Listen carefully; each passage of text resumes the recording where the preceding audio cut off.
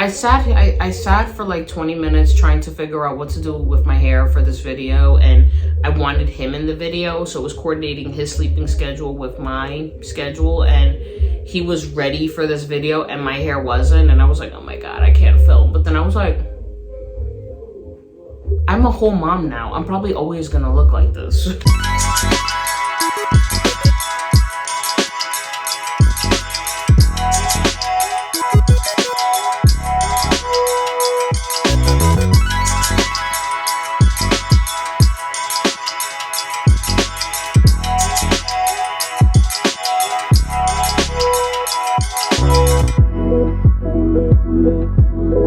Welcome back to the channel. I'm Emily, and today's video is going to be my labor and delivery story time with this handsome little devil. I have a special guest with me, Mr. LPJ himself, Lucas Phillip. Before we get into the video, don't forget to hit the subscribe button and ring that bell so you're notified of all the latest here at EP Life. And without further ado, let's go. So this is going to be a labor and delivery story time, but it's also going to be wrapping up my third trimester, since clearly I didn't get a chance to do a third trimester update. Let's take it back. So we're gonna just take it back to the week after Thanksgiving. I think that's when things started to fastly just hit fast forward. So long story short, one day when I was home, I was making phone calls, getting ready to start making arrangements to take maternity leave from work. It was all a blur, to be honest. I'm not sure if I got dizzy. I'm not sure if I just got lightheaded or I got up too fast. But this is my bedroom, this is my bed, and I got out of bed and felt dizzy, lost my balance, like my ankle was like this, I kind of did one of these, and I went to reach for like a little TV dinner table that we had by the bed where I kept like my water, my iPad, all that stuff, and I missed the table. I mean, clearly the table wasn't going to save me, but I missed the table and I fell on the floor. And I landed right on my butt. So my instant go-to obviously was to cry because I freaked out. I was so scared. I heard my ankle crack, couldn't feel my ankle. So I wasn't sure what exactly happened. So I sat on the floor and I just cried. Luckily, my husband was not far. I think he was maybe a train stop away, and I had asked him to go to the store. I had asked him to go to the bank to do all the running around because COVID got bad again in New York City. And I really wanted to limit my exposure being pregnant. And I remember calling him and saying, just come home, just come home. And he was like, what's wrong? And I was like, I fell on the floor. So my husband ran home, literally ran home. He sent me a text message to call my OB. I called my OB. She was like, has the baby moved? I said no, which made me cry more. So she was like, okay, you need to get up. You need to drink something. You need to eat something. Take a few deep breaths and lay on your side. If he doesn't move within the next 20 minutes, you need to come in. So I'm freaked out, right? Because there's all this like adrenaline pumping. My husband comes in, he helps me get off the floor because I couldn't get up. He helped me get off the floor, gave me water because I refused to eat because I was crying so hard. My ankle hurt. Next thing you know, my ankle on the side, I'll insert a picture here on how it looked, I believe the day of or the next day. Like it was really bad. It hurt so much. And I think at the 30-minute mark, Lucas moved. So it was like, okay, you know, thank God. He's moving, he's okay. The doctor was like, keep an eye out for spotting, bleeding. Sorry guys, I feel like I'm doing this. I talk a lot with my hands and it's my only hand free. So she was like, just keep an eye on spotting or anything like that, you know, let us know. So as I mentioned in my second trimester recap, I passed all my blood work with flying colors. You know, there was no gestational diabetes, there was no preeclampsia, everything was fine. But shortly after the weeks progressed after that fall, I noticed my blood pressure would periodically spike. Like it would go from like a 120/80 to like the highest it went to like was a 160/106.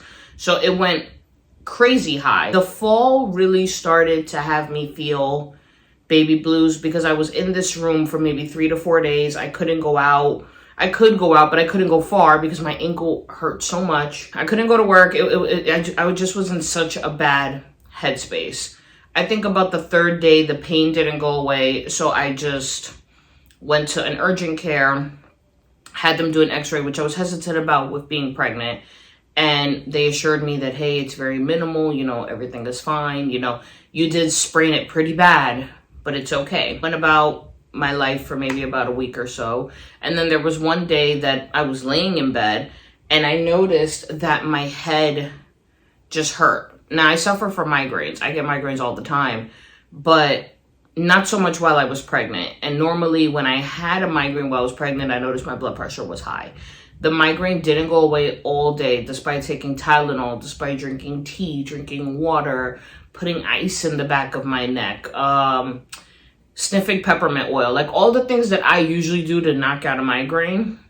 Wasn't working. Let's take my blood pressure. Had a blood pressure cuff at home. I think it was like a 140/90, which my doctor told me, hey, you know, your blood pressure is going to peak. Like it is going to go up, but as long as it's not up past a certain number.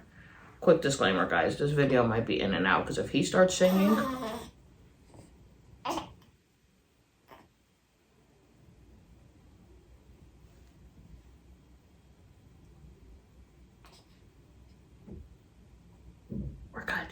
He is thriving, by the way. I can't wait to do his 1 month update to give you guys like such an update on him because he is not your average newborn, let me just tell you. And I'm just not just saying that because he's my child. Anywho, so we took it at like a 3 o'clock. It was a 140/90. We took it again at like a 5 o'clock. It was like a 150/100. And I'm like, okay, this isn't getting better. It's getting worse. So at like the 6 o'clock mark, I took it again.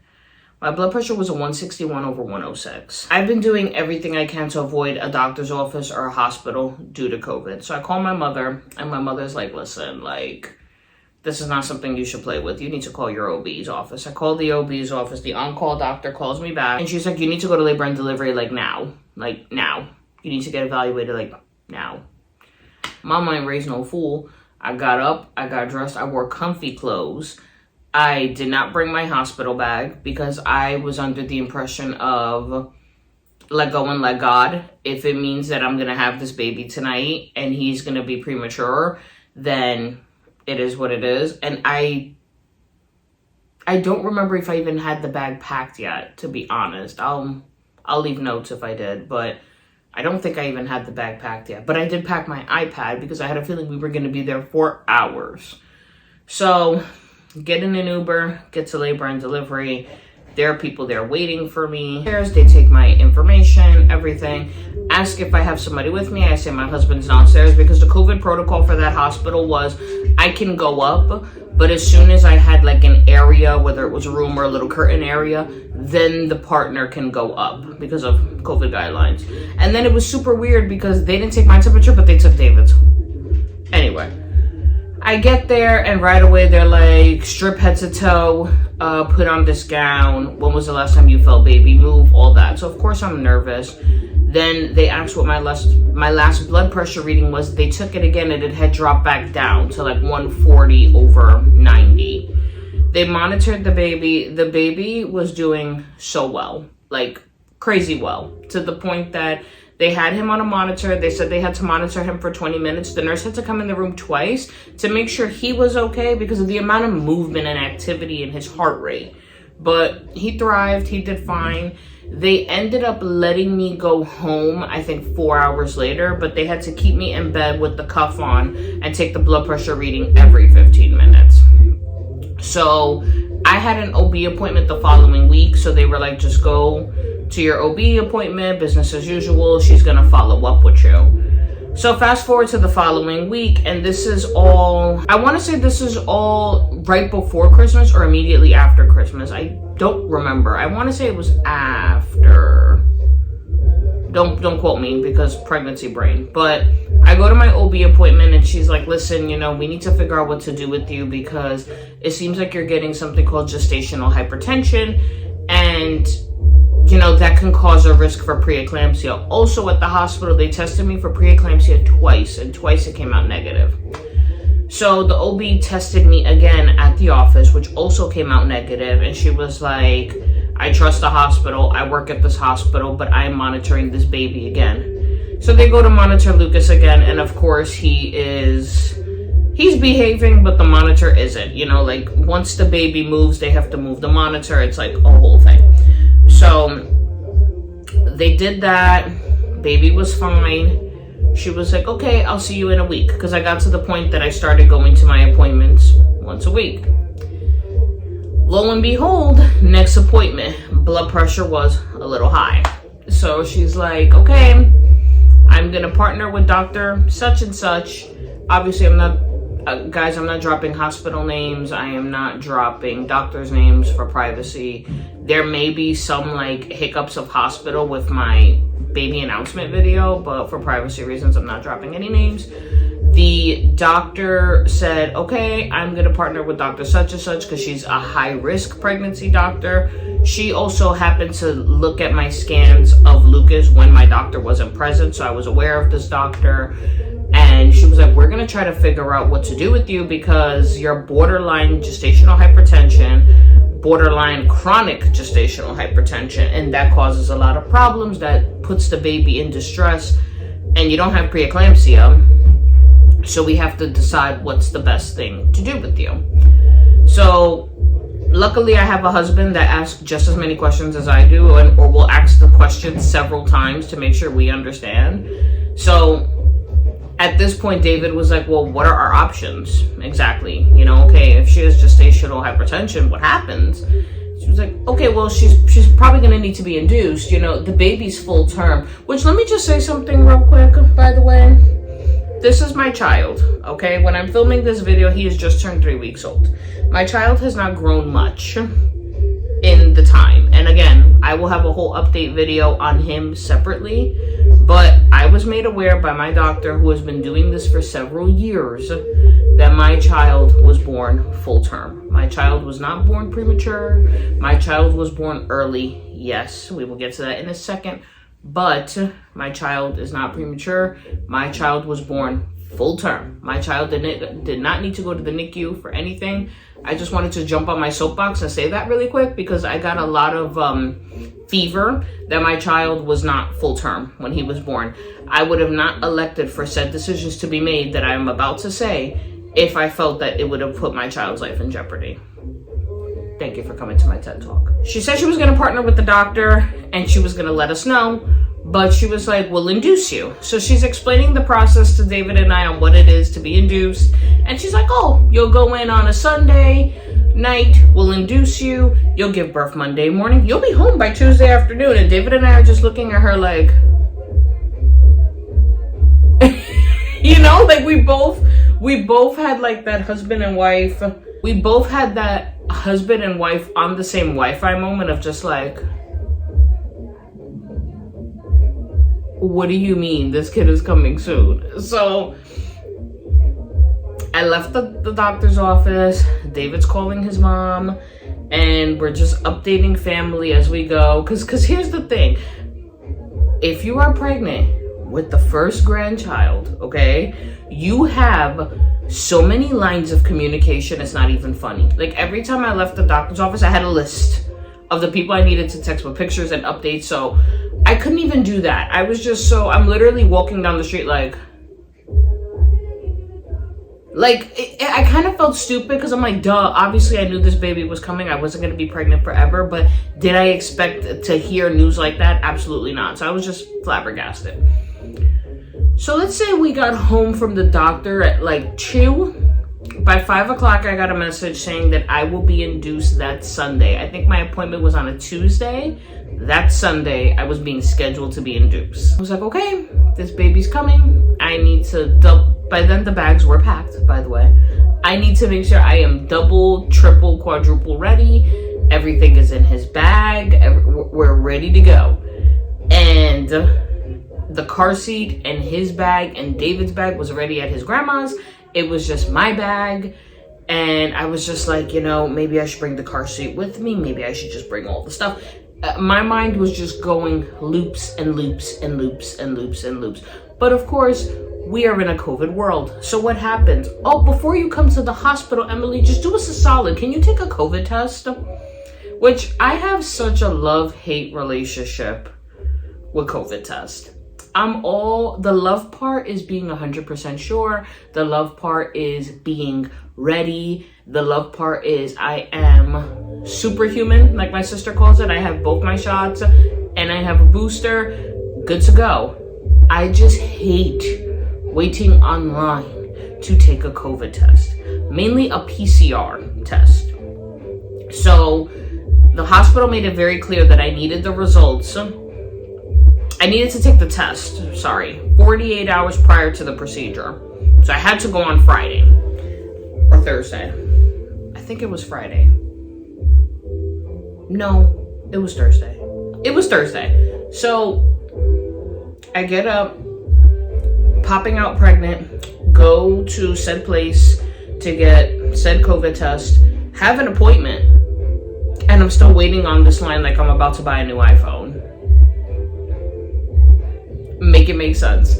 So I'm super pissed because now the weather in New York was like, oh, it's spring, oh, it's fall.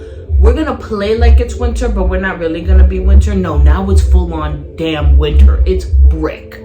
So one of the coldest days, I'm standing outside online to take this COVID test. So I'm furious. I'm talking to David, I'm venting. I'm like, I'm getting induced because of my blood pressure, but I promise you my blood pressure's sky high because they have me outside waiting online to take a COVID test when I could literally catch COVID waiting outside in the cold. So get the COVID test, everything. Not even 24 hours later, got the results, obviously negative. Cool.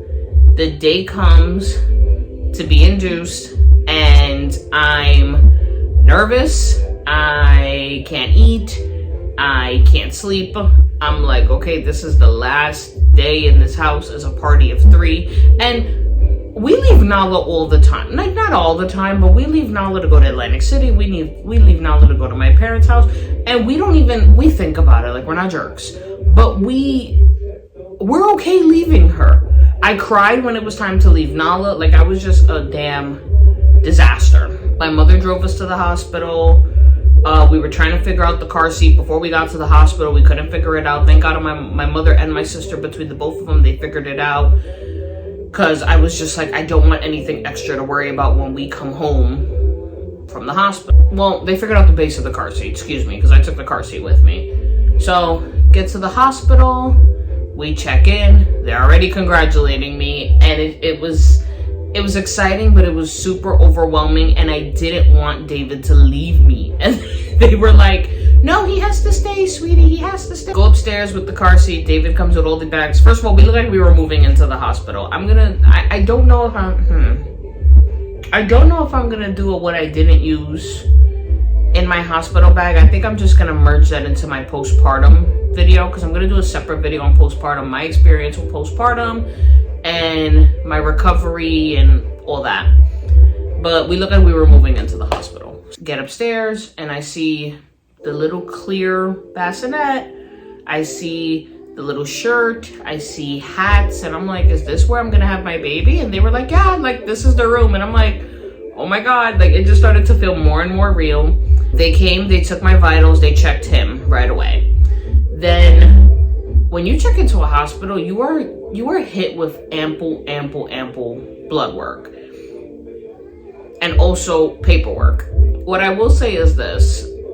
Just make sure you know what you want. Like, if you have an idea that you want an epidural, let them know. If you need to pick a person, like it sounds incredibly morbid, but you need to pick a person that's the person that's responsible for you in the event something happens, which obviously for me was my husband, right? But I had to sign paperwork giving consent for David to give consent to the hospital to give me a blood transfusion in the event that I start bleeding, to be my emergency contact in the event that something happens to myself or Lucas. David has to make the decision on basically who gets saved. So it's just a lot. So just make sure that you can never mentally be prepared for things that you don't know that are coming. So just make yourself aware that, okay, it's a possibility you're going to have to make said decisions, like picking a person. They came in, they explained to us what the process is, which what they did was they encouraged me to get my epidural early, which when I tell you was the best thing I ever did for myself, apart from having this beautiful child. Okay?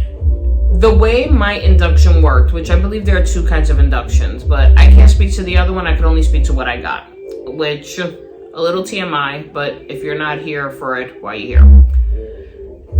They stuck a catheter up my cervix, which inflated a balloon. What the balloon did was, as it grew, it opened up and dilated my cervix. Once my cervix was dilated enough, the balloon would fall out on its own. That could cause a lot of pressure and pain, which is why they encourage the epidural early. They also give you a catheter to pee, in the event that you have to pee. The night before my induction, they said I could have a light meal, so I made sure I had a good lunch, and then I had a light dinner. Because they don't give you an enema, they don't give you anything to make you flow. If you're gonna poop, you're gonna poop. They actually encourage you to poop while you push the baby out, because it means you're pushing the right way. Once the balloon falls out, they go in and they break your water. Once they break your water, it's a point of your little masterpiece getting in position and being ready to be at push. So that's essentially what was done to me. I opted for my epidural early. I heard so many horror stories about an epidural, about you can still feel everything, it can wear off if you get it too early. No, my epidural did not wear off. It honestly, I had a button to press. I think it was every 5 minutes. It was a short time span, but I was able to press the button if I felt any pressure that was uncomfortable. But it did make it very clear that I was going to feel pressure. Getting the epidural hurt more than having Lucas. Okay? Because you have to get into a specific position for them to insert this needle in your back. And luckily, I heard stories about the partner having to step out, which made me uncomfortable because I'm like, obviously it's my back, I can't see. But they let David stay in the room. I had an amazing nurse, and she guided me through the whole thing, like to take deep breaths, where to position my back, everything. Got my epidural. The whole process, I think I got there at 10. The whole process, I was in bed with the epidural, with the balloon already in. It was like 1 o'clock. So now it was just the point of, hey, if you start to feel pressure, you start to feel cramping or pain, press the button. So David was watching stuff on his phone. He fell asleep. I was watching stuff on my TV in my room. I took like cat naps because they're periodically coming in, checking your vitals, making sure you're good. With an epidural, they didn't offer me food, but they offered me Jell-O. I mainly just wanted like stuff to drink. So they gave me juice, they gave me water. We had brought Gatorade with us. They said they let me have the Gatorade. And like around 6 o'clock, they broke my water. If I remember correctly, I would say like between 4 to 6 a.m., they broke my water. The balloon had fell out on its own. I did not feel the balloon come out. They popped my water. Didn't feel that neither. Didn't feel any gushing. Didn't feel nothing. Because waist down, you are numb. You are numb. The only thing that sucked for me was my blood pressure had to be taken every 15 minutes. So I had the IV, the epidural, and the blood pressure cuff. So I couldn't really get room to be comfortable, to fully sleep. I was able to take cat naps and doze off, but I couldn't really sleep. My doctor came in at 8 a.m., which I was so worried that for whatever reason, he was going to come before she came. And I wanted her to deliver this child. Like, I have developed such a great relationship with this doctor. She was with David and I through our miscarriage. Like, her and I have such a great relationship that she had to be the one to bring this child into the world. If not, it was going to be the high-risk doctor. But I wanted it to be her. So she came in at 8 o'clock, all bright-eyed and bushy-tailed, and she was like, how are you guys doing? Mom and Dad, are you ready? Like trying to amp us up. It's 8 o'clock, and she's like, let me take a look. So she pulls off the sheet. She checking all my lady business, and she's like, we're at push. This baby's coming today.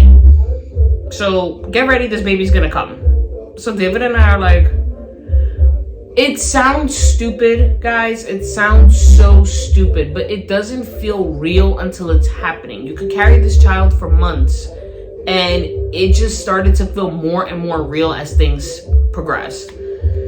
So nurse came in, checked me. Nurse came in to make sure, obviously, the floor was clear. They brought stuff in for the doctor. The doctor had to scrub in. She was the main doctor on the labor floor, so she was checking in with other mothers. They were getting me in position. The nurse sat and explained to me what it was like to push. She explained to David what David has to do. So David was by my side holding my hand. So the nurse was like, okay, you're gonna hold her hand, but you're also gonna hold her head. And she's gonna put her head like this, and she's gonna put her legs in set positions, and she's gonna push. So all of a sudden, which if you've watched any of my pregnancy videos, I'll leave the playlist somewhere up here. This child gave me the only heartburn and indigestion my entire 9 months of pregnancy. Okay? And just to give you visibility in case you can't keep up with the time frame, or I'm all over the place with the time frame, I had him at 37 weeks. So I carried him to as close to the end as I could, but every single day I had some type of heartburn, indigestion, or both. The nurse came in and I had this horrible case of heartburn. Like, I couldn't figure out if it was heartburn or if it was chest pain, like my heart, like something's going on. So totally irresponsible on my part, but I'm like, do I say anything? Because what if it's chest pain and they have to rush me in for a C-section? I don't want a C-section, but I don't want to die neither. So I was like, babe, I have really bad heartburn. So he's like, okay, baby, okay. I'm like, no, like, it's bad. Like, bad. So I told the nurse, and the nurse was like, sweetie, I can't give you anything for your heartburn until after the baby comes. So I was like, bruh. So next thing you know, doctor comes in, she's like, okay, get ready, you're gonna push like you're gonna poop. I know. So I start pushing. I start getting into position. I pushed for like 3 reps of 10 seconds, and then I would stop and we would pick up and then stop. I would say at the 3rd round of pushes, the monitor started going off for him. So it was like, do. So I instantly look at David, who's instantly looking at the monitor. And the doctor's like, baby's heart rate is dropping. It's okay. It's what happens when they're going through the birth canal. So now I don't feel the pain, but I feel the pressure of what I think was his head. I don't know, because David didn't look. The doctor was all up in there, and it was a lot. It was a lot because I heard that monitor, and in my mind I was like, I can push and push and push, but if it means saving his life, give me a C-section. So I got to the point at like the 4th or 5th round of pushes. I looked at David and I was like, babe, I'm tired. Like, I'm tired. I don't think I could do this.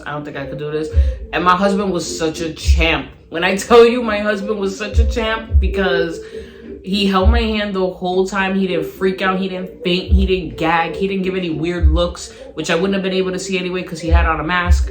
But he was such a champ. He was like, babe, you got it. You good, babe. Come on. He's coming, babe. I see him. So at one point, she was like, come on, one more big push.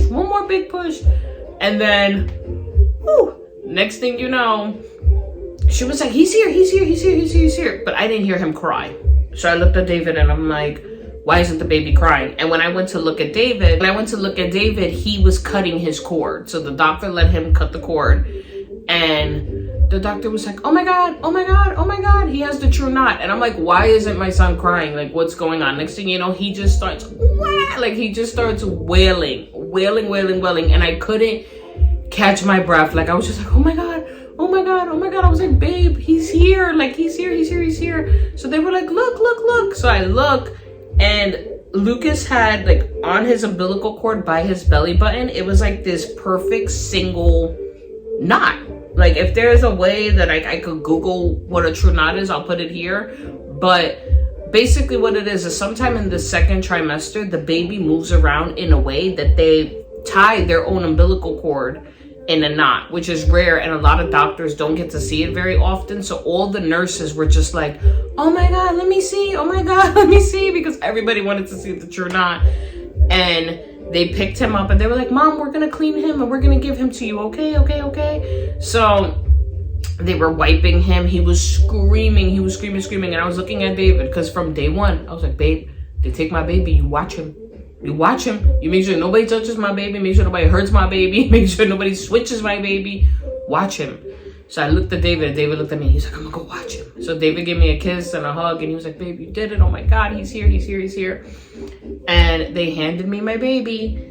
And he was so perfect. He started sucking his thumb right away. So perfect, so happy, so content. He knew his mama. He was reaching for me, and like the minute he was on my chest, he just grabbed. Like I remember his little hands gripping on me. But he got here a whole 6 pounds. He was 6 pounds, 9.5 ounces or 9 ounces, and they measured him at 19.5 inches long. But I was in, so I got to the hospital at 10. They started the process at 1 o'clock between paperwork, vitals, everything. They started the process of inducing me at 1 a.m.